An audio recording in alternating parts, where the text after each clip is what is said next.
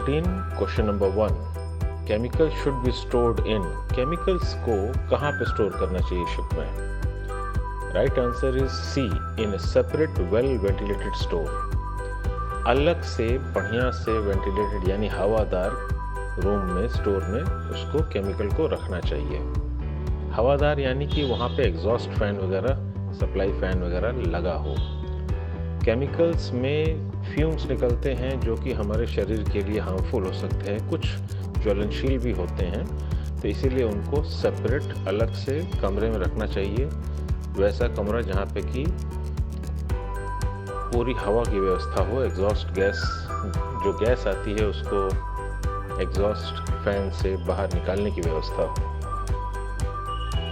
Question number 2 if any chemical fall on our body first action should be, यदि कोई chemical हमारे शरीर पे गिर जाता है या हम शरीर से टच कर लेते हैं तो हमारा पहला एक्शन क्या होना चाहिए, हमको क्या कार्रवाई करनी चाहिए? Right answer is D, thoroughly wash affected area. हमको तुरंत ही उस एरिया को जहाँ पे केमिकल से कांटेक्ट हुआ है हमारा, जहाँ से हमने केमिकल छुआ है या हमारे शरीर पे जहाँ गिरा है, उस एरिया को तुरंत ही पानी से धोना चाहिए, ढेर सारे पानी से धोना चाहिए।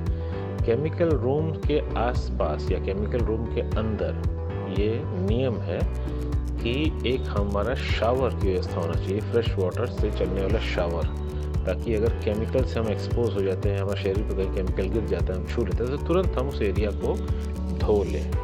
केमिकल जो कैरियर्स होते हैं, केमिकल कैरियर्स, उनके तो मैनीफोल्ड पर ही शावर की और आई वॉश की व्यवस्था होती है। Question number 3 chemicals on board are not used for, जहाज पे जो केमिकल्स सप्लाई होते हैं उनका इस्तेमाल कहाँ नहीं होना चाहिए?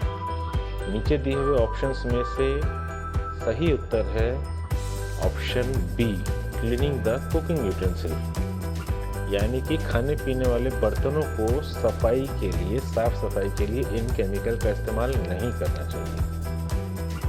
ये केमिकल जिस पर्पस के लिए सप्लाई किए गए हैं, जिस पर्पस के लिए हमने मंगाया है, उसी काम के लिए इस्तेमाल होने चाहिए। साफ सफाई के लिए जो केमिकल्स का इस्तेमाल होता है वो लेबोरेटरी में अच्छे से टेस्टेड होते हैं, ट्राई किए हुए होते हैं कि वो इंसान को कहीं से भी किसी तरह का नुकसान ना पहुंचा पाए। Question number 4 disposal of used expired chemical container should be done by, जो केमिकल कंटेनर्स खाली हो जाते हैं या एक्सपायरी डेट के उस पार चले जाते हैं तो उनका निस्तारण कैसे करना चाहिए? Right answer is C, disposal as per makers instruction, यानी कि केमिकल निर्माता ने जो निर्देश दिए हैं, जिन्होंने इंस्ट्रक्शन दिए हैं कैसे उसका निस्तारण करना है केमिकल का, एग्जैक्टली वैसे ही उसका निस्तारण करना चाहिए। ना तो उसको समुद्र में फेंकना चाहिए, ना तो उसको कूड़े में यानी कि गार्बेज में डालना चाहिए, और न ही किसी केमिकल को या उसके केमिकल कंटेनर को जहाज के इंसिनेटर में जलाना चाहिए। स्ट्रिक्टली आपको मेकर के इंस्ट्रक्शन का फॉलो करना है, यानी कि केमिकल निर्माता के निर्देशों का पालन करना है। Question number 5 identify the following, नीचे जो तस्वीर दी हुई है उसको आप पहचानिए।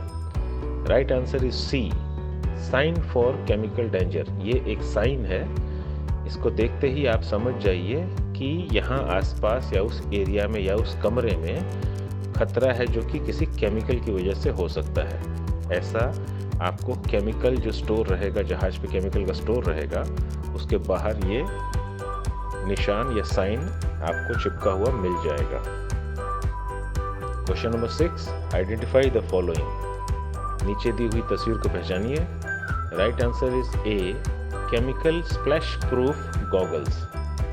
ये चश्मा है जो कि केमिकल स्प्लैश से आपको आपकी आंखों को बचाएगा। केमिकल स्प्लैश यानी कि यदि आप केमिकल को हैंडल कर रहे हैं या केमिकल को निकाल रहे हैं, किसी बर्तन में डाल रहे हैं या कंटेनर एक्सचेंज कर रहे हैं, उसको ढक्कन के साथ ढक्कन खोल के उसको अपने प्रयोग के लिए निकाल रहे हैं, तो यदि कुछ छींटा केमिकल का बाहर आता है तो उस छींटों से आपका चेहरे को ये बचाएगा, आपकी आंखों की रक्षा करेगा। कायदे से तो फुल आपको शील्ड का इस्तेमाल करना चाहिए, फेस शील्ड का। Question number 7, the image below is of chemical container. जो नीचे दी हुई तस्वीर है वो एक केमिकल कंटेनर की तस्वीर है। ये स्टेटमेंट सही है या गलत? Right answer is A, true. ये सही स्टेटमेंट है। तस्वीर जो नीचे दी गई है वो एक केमिकल कंटेनर की ही तस्वीर है। Question number 8, identify the following. नीचे दी हुई तस्वीर से चीज का नाम बताइए, किस चीज की तस्वीर है? राइट आंसर इज से, लेटेक्स हैंड ग्लव्स। ये हैंड ग्लव्स है, स्पेशल हैंड ग्लव्स है जो कि लेटेक्स रबर से बना हुआ है और ये स्पेशल केमिकल की हैंडलिंग के लिए हैंड ग्लव्स है। Question number 9, chemicals are mainly used for. Chemical का इस्तेमाल कहाँ कहाँ पर होता है नीचे दिए हुए लिस्ट में से?